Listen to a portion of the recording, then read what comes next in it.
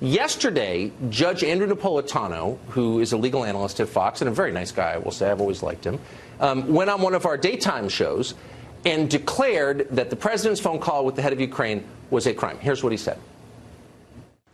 It is a crime for the president to solicit aid for his campaign from a foreign government. So that would be that to which the president has admitted is in and of itself a crime. Yes.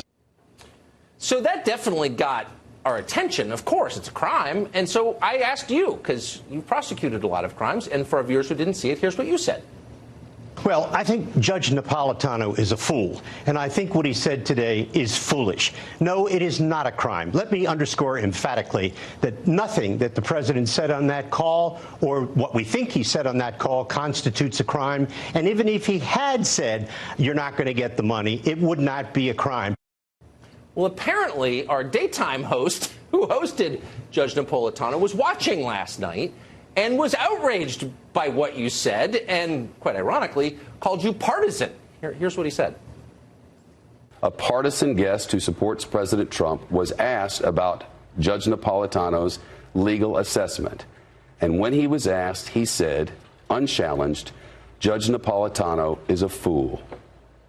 Attacking our colleague who's here to offer legal assessments on our air in our work home is repugnant. Repugnant! Not clear if that was you or me, but someone's repugnant. And here's what, finally, last soundbite, here's how Judge Napolitano responded.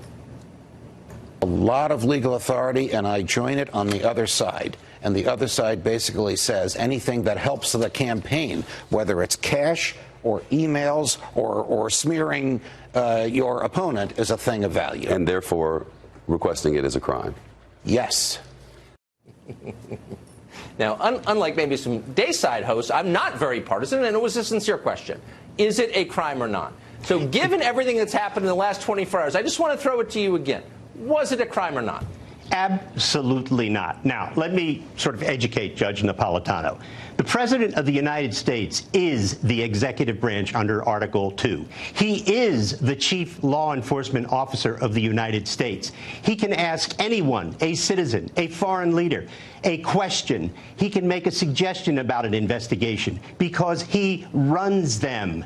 And by the way, in the latest set to with the whistleblower, the Office of Legal Counsel has said that requesting information from a foreign government is not a thing of value. It is not a foreign contribution. I mean, I'm not a lawyer at all. I mean, I'm as far from a scholar Lucky as you can you. be, and that's why. Well, that's why I solicited your opinion.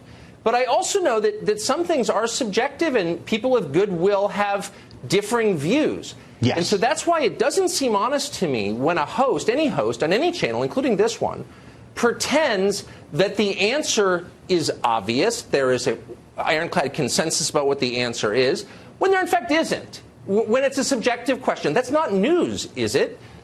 That's opinion. No, it isn't at all. And you were asking me my legal opinion, and I gave it. Yes. Judge Napolitano gave his legal opinion, and he's entitled to it. But I can tell you, as a former United States attorney, I'm right. I've heard some lies during the Trump era, but Tucker Carlson saying that he's not a partisan is up there with Trump saying he has the best words, hires the best people, and of course, has a very good brain. Now, it goes without saying that Tucker is perhaps the most virulently partisan host on Fox News, which, to be clear, is no easy feat.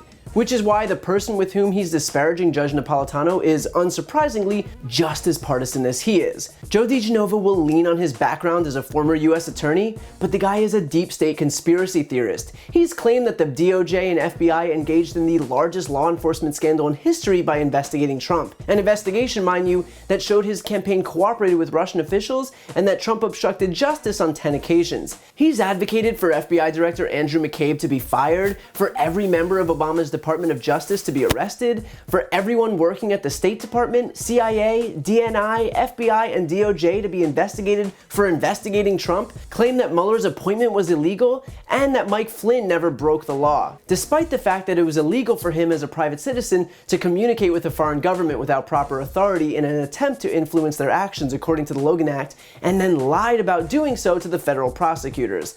And the list goes on and on. I mean, for Christ's sake, does a nonpartisan person say this? I am blatantly obvious about the fact that I support the President of the United States. Right. I believe he has been framed. I believe he is an innocent man. I will defend him to the death. So for Tucker Carlson to criticize Shep Smith and Andrew Napolitano by invoking this guy is so diluted that it is actually perfect for Tucker Carlson's show. Now, DeGenova tries to absolve Trump of any and all wrongdoing by claiming that all he did was ask a question or give a suggestion while speaking with the Ukrainian president. He can ask anyone, a citizen, a foreign leader, a question. He can make a suggestion about an investigation. And this is not only reductive, but completely misleading. He didn't just ask a question. He implied that the United States' impending $250 million in military aid was contingent upon them opening an investigation into Trump's top political opponent. The Ukrainians even admitted that they understood investigating Biden was a condition for Trump. In other words, it wasn't so much an innocent question or suggestion as it was a quid pro quo. It's conspiring with a foreign power to get damaging information regarding a matter that was already investigated and adjudicated. DeGenova even goes so far as to suggest that Trump can meddle in any affair, foreign and domestic, because he runs everything. He can ask anyone, a citizen, a foreign leader, a question. He can make a suggestion about an investigation because he runs them. I'm not sure when Trump became president of the world, although if you watch Fox News, it was sometime around November of 2016. But to be clear, Trump does not have carte blanche to do whatever he wants. We have campaign finance laws, we have checks and balances, and in the United States, we operate under the assumption that no person, not even the president, is above the law. DeGenova then makes another misleading claim that requesting information from a foreign government is not a thing of value. The Office of Legal Counsel has said that requesting information from a foreign government is not a thing of value. It is not a foreign contribution. But when that information is specifically damaging to a political opponent, when Donald Trump will use whatever information that he gleans to attack Joe Biden ad nauseum, then suddenly it takes a different form. Suddenly, it has political value. It becomes a contribution to a campaign.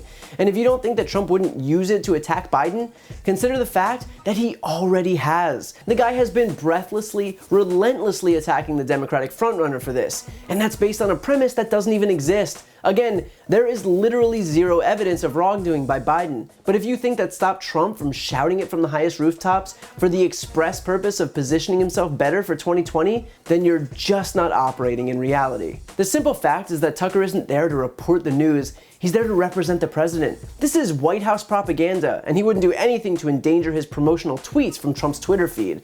And it's a shame that Shep Smith and Andrew Napolitano continue to appear on that network, because the only purpose they serve is to lend a thin veneer of legitimacy to what is otherwise an absolute cesspool of lies, deceit, spin, conspiracy theories, and outright racism. And look, of course it's good to have straight news hosts like Shep Smith and Chris Wallace on the network for whoever actually listens to them, but more importantly, they offer Fox News an out, a way to say, hey, we're legit too, just look at our serious reporters, while they continue to promote people like Tucker Carlson and Sean Hannity and Laura Ingraham in their primetime slots. So for the slight pushback that their opinion hosts get from Shep, his presence is ultimately helping them. And so while Shep Smith has every right to be outraged, the fact that he continues to appear on Fox News certainly isn't helping his cause.